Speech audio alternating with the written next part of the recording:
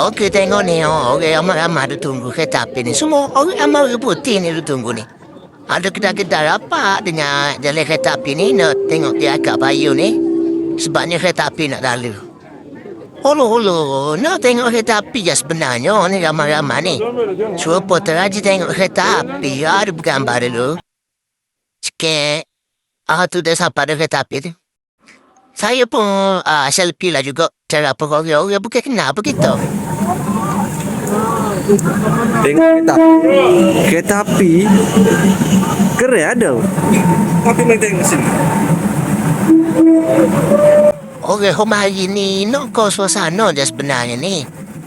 Pandai sungguh Thailand dia buat ni. Pasal dia dekat sangat dengan kereta api ni. Masuk atas jalan kereta api. Jadi ramai orang mari. Orang putih mari. Duduk mari. Tengok kereta api.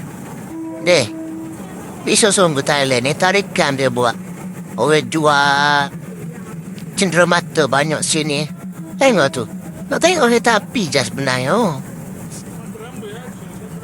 Ramai lah orang. Kebanyakan orang putih lah, orang putih. Orang daripada China. Lepas pada kereta api gitu, lepas tu dia pun buka semula kedai-kedai tepi jalan kereta api ni. Bolehlah orang membeli belah dekat sini. Begitu. Dia ada jadual dia. 2 jam sekaligus tak ingat.